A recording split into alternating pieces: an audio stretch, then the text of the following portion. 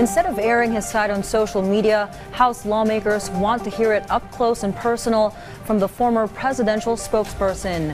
But that will only happen when the former cabinet official is actually found and apprehended by the authorities, who vow to continue tracking him down and turn him over to the custody of the lower house.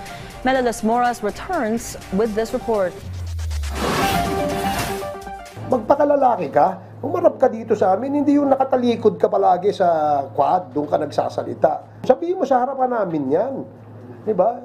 This was the challenge of House Squad Committee Lead Chair Robert Ace Barbers to former presidential spokesperson Harry Roque, who is now the subject of a police manhunt due to the contempt and arrest order issued against him by the joint panel. In the last hearing, Roque failed to submit vital documents, being asked by the Quadcom to determine whether he had connections with illegal pogos or not. That's why he was cited in contempt for the second time. In a video posted by Roque online, he denied once again his alleged links to pogos. He also had this in a window against the House mega panel. Hindi ako pugante dahil ako po ay lumabag sa batas.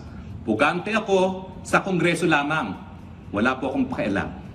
Dahil ang tingin ko naman, kung ako'y na-cite in contempt of Congress, ang Kongreso naman po cited in contempt of the people of the Philippines. Hindi po tama yung ginagawa nila. Pasigaw-sigaw, kapag ayaw na sagot, contempt kaagad, nagpa-power tripping na po sila.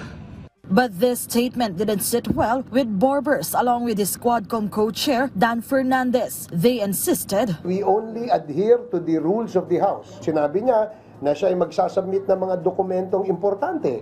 Pero hanggang ngayon hindi siya nagsasubmit ng dokumento. So ngayon, instead of speaking in front of the Quad, ando dun siya sa social media. Diba? Kung ano-ano sinasabi niya doon. Well, kasi hindi mo siya pwedeng questionin na nagpa-power trip yung mga members eh.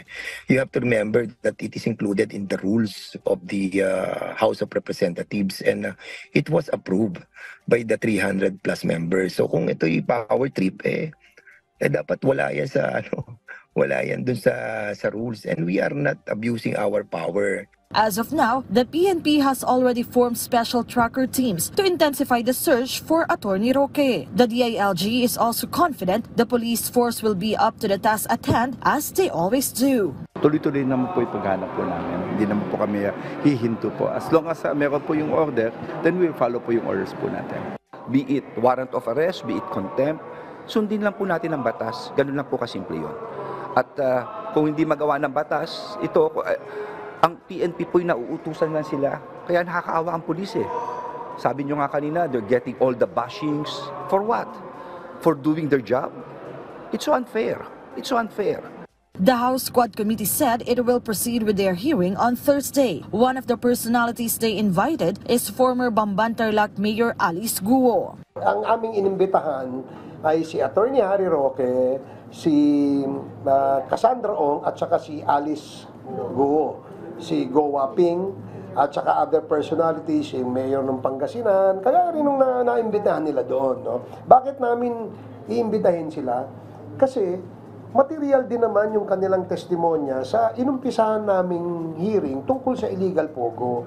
Hindi naman pwedeng bitin yung amin. Mela Las Moras from the National TV Network for a New and Better Philippines.